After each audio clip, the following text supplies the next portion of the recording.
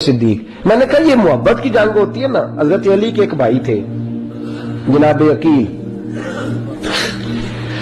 जनाब अकील वो जब उन्होंने कलमा पढ़ा तो नबी पाक के बड़ा करीब करीब रहने लगे और मेरे नबी करीम सल्लल्लाहु अलैहि वसल्लम भी उनसे बड़ा प्यार करते। हुजूर फरमाते तेरा कलमा पढ़ने की मुझे डबल खुशी हुई है।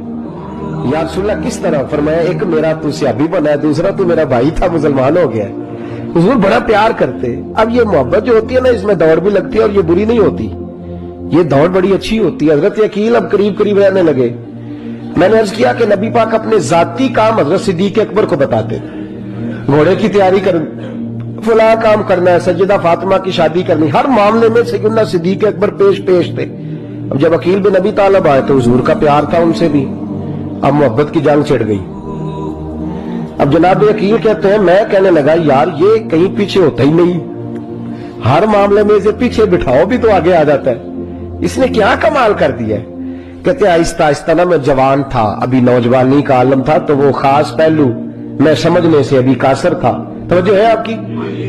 कहते एक दिन ना बड़ी बातों में हुजूर फरमाते अबू बकर मेरा घोड़ा तैयार करो, तो कहते मैं दौड़, कहता तू छोड़ मैं करता हूं। कहते वो चुप कर जाते। जितनी जगह वो मुझसे बन सका मैंने रोका।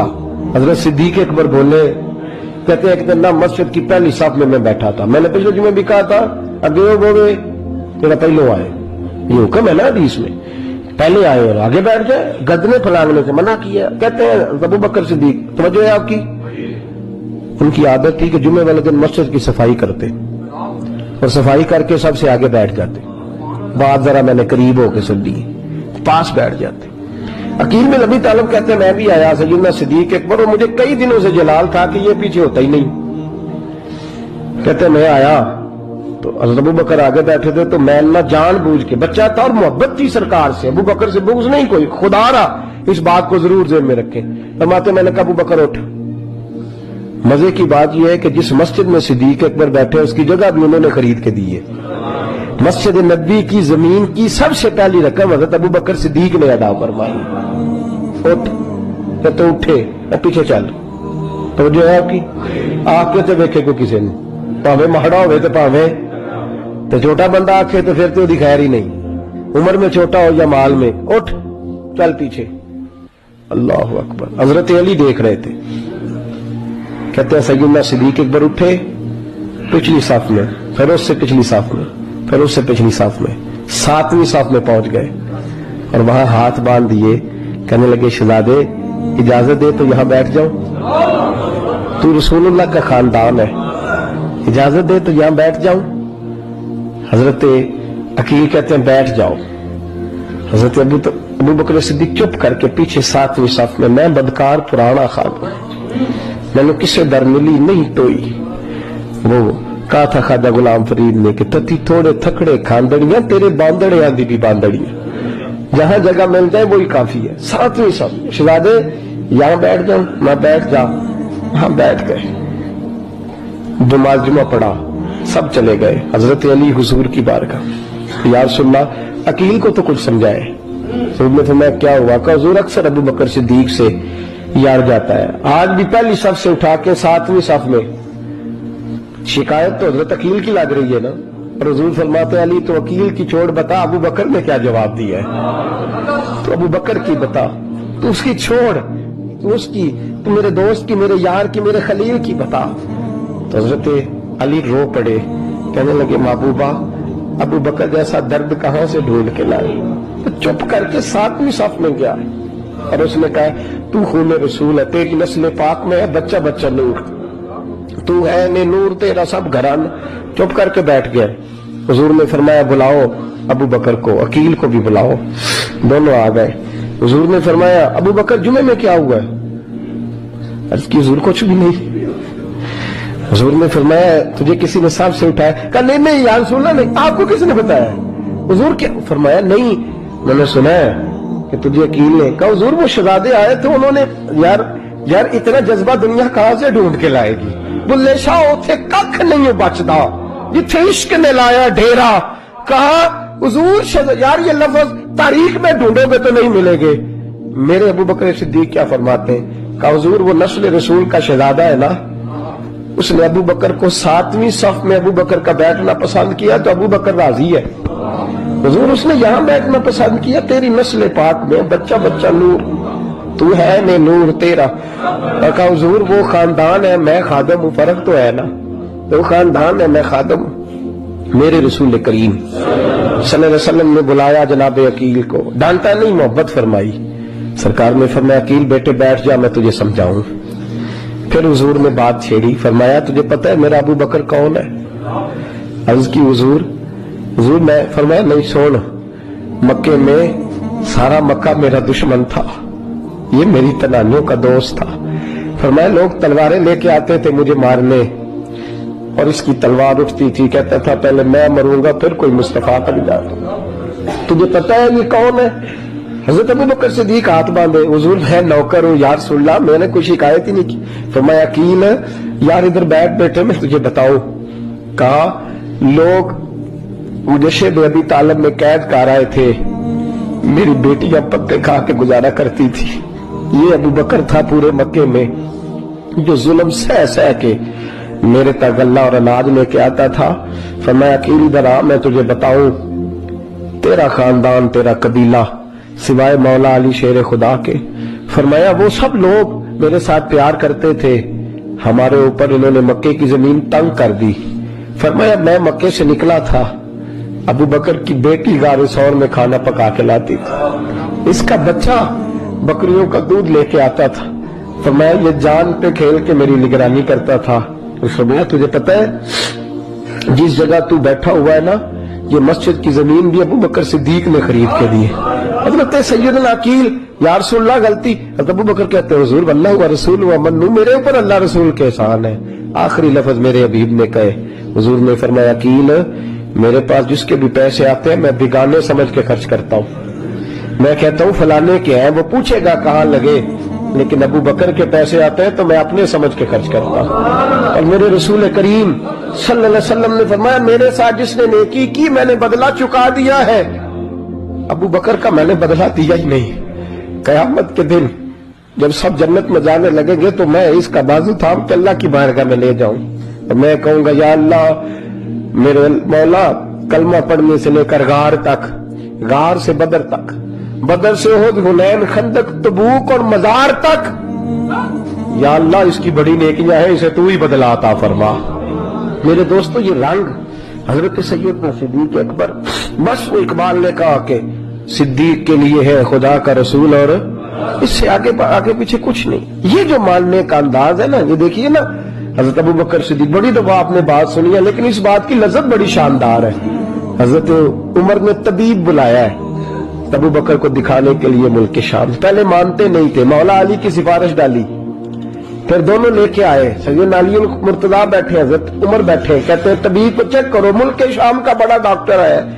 چیک کر لیا تو ڈاکٹر کہنے لگا کوئی مرض نہیں, کوئی تکلیف نہیں, کمزوری بڑی ہے, کمزوری بڑی ہے, ان سے پوچھے انہیں کیا مرض ہے. تو حضرت عمر کہنے لگے یار بول کیا مسئلہ ہے تجھے, کیوں اتنا کمزور اتنا بیمار رہتا ہے, کیا پرابلم ہے, کیا مسئلہ ہے.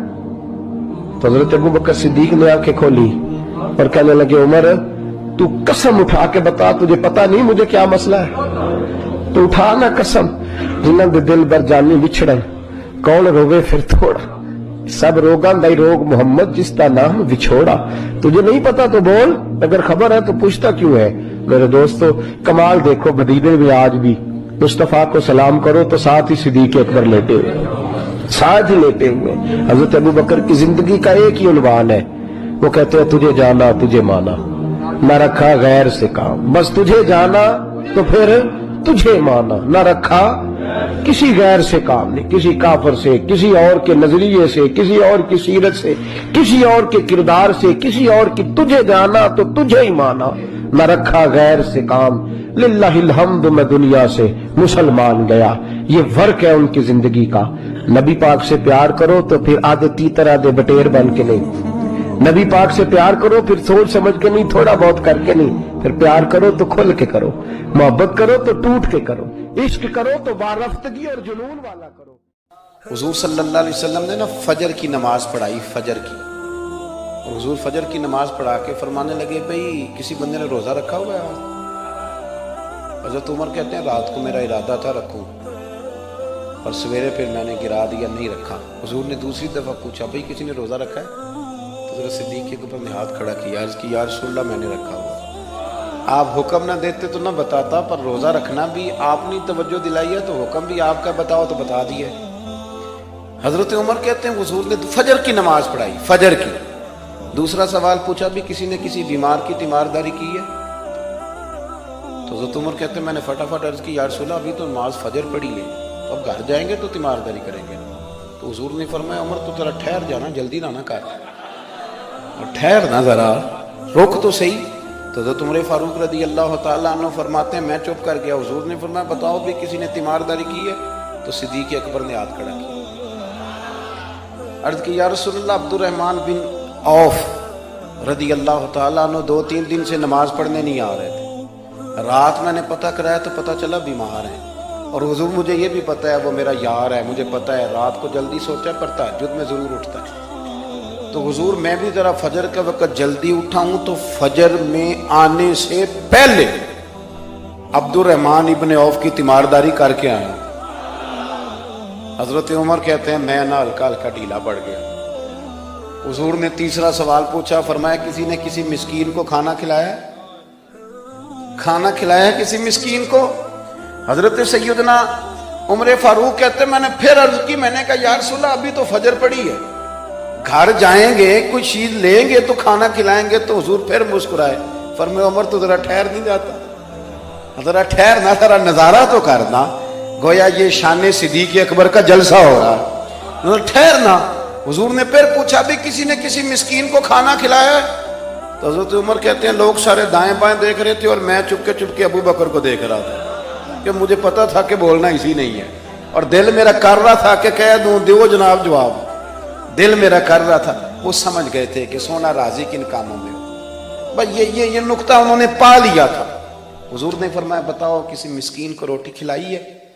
تو جناب سیدنا صدیق اکبر نے ہاتھ کھڑا کیا، عرض کی یا رسول اللہ سویرے اٹھا ہوں تو چھوٹا بیٹا بھی اٹھ گیا تھا، اور میرے وضو کرتے سنت پڑھتے ماں سے کہنے لگا بھوک لگ رہی ہے، تو ماں نے 2 روٹیاں بھی پکا دی۔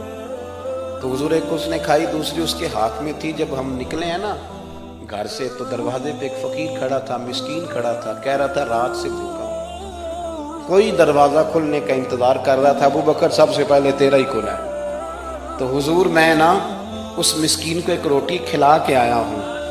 حضرت عمر فاروق کہتے ہیں میں نے گردن جھکا لی، اور میرے رسول کریم نے فرمایا اے اللہ میرے ابو بکر پہ رحم فرما، اللہ میرے ابو بکر۔ وہ سمجھ گئے تھے، مزاج شناست سمجھ آ گئی تھی کہ حضور کن باتوں میں، اور نا اپنے اوپر وہ سارا کچھ طاری کر لیا تھا انہوں نے، طاری، ان کی ادائیں بالکل ڈھل گئی تھی نبی پاک کی اداؤں۔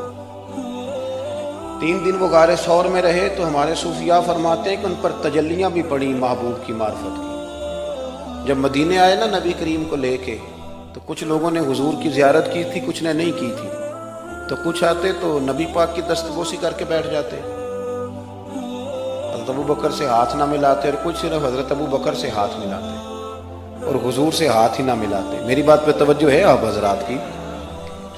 تو کچھ لوگوں کو نا شبہ ہونے لگا، وہ معاذ اللہ سمجھنے لگے کہ شاید یہی اللہ کے رسول ہے۔ حضرت صدیق اکبر یہ کیوں شبہ ہوا؟ تو ہمارے محدثین فرماتے ہیں کہ ابو بکر صدیق بولتے بھی اس طرح تھے جو میرے نبی پاک کا طریقہ، بیٹھتے بھی اس طرح تھے جو رسول پاک کا طریقہ۔ کہتے ہیں انہوں نے امامہ باندھا ہوا تھا تو جو امامے کا پیچ حضور کا ڈھیلا رہ گیا تھا ان کا بھی ڈھیلا رہ گیا تھا۔ اس طرح اپنے آپ کو مزاج میں ڈھالا تھا، تو من شدی من تو شدم، میں اس طرح ڈھالا تھا مزاج میں، اس طرح کہ کوئی فرق ہی نہیں نظر آتا تھا۔ وہ کہتے ہیں جب حضرت ابو بکر صدیق نے دیکھا نا کہ لوگوں کو تو شک ہو رہا ہے، کوئی میرے ساتھ ہاتھ ملا کے بیٹھ جاتے، تو حضرت صدیق اکبر نے کہا کوئی ایسا کام کرنا چاہیے کہ پتہ چلے آقا کون ہے غلام کون ہے۔ اٹھے، کندھوں پہ چادر تھی، وہ اتار کے نا تو حضور پہ سایہ کر دیا، لوگوں کو پتہ چل گیا کہ سایہ کرنے والا کوئی غلام ہے، اور جس پر سایہ کیا جا رہا ہے وہ آقا ہے۔ کیا خوبصورت نقطہ لکھا ہے مفسرین نے، شارحین فرماتے ہیں تھوڑی دیر کے لیے حضرت ابو بکر صدیق نے حضور کے سر انور پر اپنی چادر کا سایہ کیا تھا، اللہ کے رسول نے احسان کا بدلہ یہ دیا, نیکی کا بدلہ یہ دیا کہ قیامت تک ان کی قبر پر اپنے گنبد کا سایہ فرما دیا, قیامت تک گنبد کا سایہ کر دیا ان کے مزار پر. امام جلال الدین سیوطی رحمۃ اللہ تعالی علیہ نے ایک حدیث لکھی ہے, فرماتے ہیں کہ حضرت جبریل امین علیہ السلام حاضر خدمت ہوئے تو محبوب پاک نے حضرت جبریل سے کہا, جبریل یہ بتا میرے عمر کی شان کیا ہے, میرے عمر کی شان کیا ہے. تو حضرت جبریل امین علیہ السلام نے عرض کی, حضور اگر کوئی فرشتہ حضرت نوح جتنی عمر لے کے بھی جناب عمر کی شان بیان کرے, یعنی 950 سال ایک فرشتہ حضرت عمر کی شان بیان کرتا رہے تو پھر بھی جناب عمر کی شان ختم نہیں ہوتی. اب مشکات میں میرے محبوب نے کیا فرمایا, جب حضرت عائشہ صدیقہ رضی اللہ تعالیٰ عنہ نے عرض کی, حضور اتنی بھی کسی کی نیکیاں ہیں جتنے آسمان پہ تارے ہیں. تو حضور سید عالم صلی اللہ علیہ وسلم کی زوجہ کہتی ہیں, مجھے پکا پتا تھا کہ محبوب میرے ابا جی کا نام لیں گے, کہیں گے کہ ابو بکر کی. میں نے کہا حضور اتنی بھی کسی کی نیکیاں ہیں جتنے آسمان کے تارے. پہلے یہ دیکھو اس نے آج تک تارے گنے نہیں, پر حضرت عائشہ کو پتا ہے کہ میرے محبوب کو علم ہے آسمان پہ تارے کتنے ہیں. عقیدہ بھی ذرا دیکھتے جاؤ, وہ جانتی ہیں کہ حضور, وہ سمجھتی ہیں کہ محبوب کو پتا ہے آسمان پہ تارے. یا رسول اللہ صلی اللہ علیہ وسلم اتنی بھی کسی کے نیکیاں ہیں. تو اماں جی کہتی ہیں میرا خیال تھا کہ محبوب علیہ السلام میرے ابا جی حضرت ابو بکر کا نام لیں گے. تو حضور نے فرمایا, عائشہ بالکل ہے بندہ, اس کی نیکیاں آسمان کے تاروں کے برابر ہیں. میں نے کہا حضور کون ہے, تو میری تو امید تھی کہ ابا جی کا نام لیں گے. تو محبوب نے فرمایا وہ میرا عمر ہے, عمر کی نیکیاں آسمان کے تاروں کے برابر ہیں. تو حضرت عائشہ صدیقہ کہتی ہیں جب بات میں نے سنی خوشی تو مجھے ہوئی, خوشی تو ہوئی, حضرت عمر سے بھی پیار تھا, محبت تھی, لیکن وہ جو میں چاہ رہی تھی وہ بات نہ ہوئی تو میرا رنگ روپ وہ نہ رہا. تو محبوب مسکرائے, فرمایا تو سوچ رہی تھی کہ میں ابو بکر کا نام لوں گا, تو یہ سوچ رہی تھی, بے خبر ہو جو غلاموں سے وہ آقا کیا ہے, یہ سوچ رہی تھی. کہا حضور ہاں. تو محبوب نے مسکرا کے فرمایا, عائشہ جتنے آسمان پہ تارے ہیں اتنی عمر کی نیکیاں ہیں, اتنی عمر کی نیکیاں ہیں. اور فرمایا عمر تو ابو بکر کی نیکیوں میں سے ایک نیکی کا نام ہے, عمر ابو بکر کی نیکیوں میں سے. مولانا رومی نے لفظ لکھے ہیں, مجھے جناب ابو بکر صدیق رضی اللہ تعالیٰ عنہ کا عنوان ہو اور حضرت عمر کی بات ہو اور جناب عثمان کی بات ہو, حضرت علی کی بات ہو, تو یوں لگتا ہے جیسے روح پرواز کر رہی ہے. یہ لوگ جو تھے نا, ان کی باتیں روح کو پرواز دیتی ہیں. لیکن حضرت ابو بکر کے حوالے سے یہ بات جب میں پڑھتا ہوں نا, صوفیاء اس کو بڑی اہمیت دیتے ہیں. حضرت رومی کہتے ہیں ایک دن جناب عمر فاروق جناب ابو بکر صدیق کی خدمت میں حاضر ہوئے, کہنے لگے امیر المومنین آپ امیر بھی ہیں اور میرے ویر بھی ہیں, دوست بھی ہیں اور بھائی بھی ہیں, ایک چیز مانگنے کو دل کرتا ہے. تو حضرت سیدنا ابو بکر صدیق رضی اللہ تعالیٰ عنہ نے فرمایا چل عمر مانگ لے, میں حاضر ہوں, مانگو. تو عرض کرنے لگے امیر المومنین وہ جو غار کے 3 دن آپ نبی پاک کے ساتھ رہے ہیں نا, ان 3 راتوں میں سے نا ایک رات مجھے دے دو, اور میری زندگی کی ساری نیکیاں ہیں کتنی آسمان کے تاروں کے برابر, وہ ساری لے لو, اور وہ 3 راتوں میں سے 3 نہیں میں مانگتا, ایک مجھے دے دو. جناب صدیق اکبر رو پڑے, کہنے لگے عمر تو جان مانگ حاضر ہے, تو نے تو میری کل کمائی مانگ لی ہے, میرے پاس تو وہ کمائی ہے. بٹھا کے اپنے محبوب کو اپنے پہلو میں, جو لوگ کچھ نہیں کرتے وہ بھی کمال کرتے ہیں, فرمایا تو نے کمائی مانگ لی ساری بھائی. اور اگر آپ نے ابھی تک ہمارا چینل سبسکرائب نہیں کیا تو فوراً سبسکرائب کیجئے, ساتھ ہی بیل آئیکن پر کلک کریں تاکہ مزید آنے والی ویڈیو ہے وہ آپ کو وقت پر ملتی رہیں. اللہ حافظ.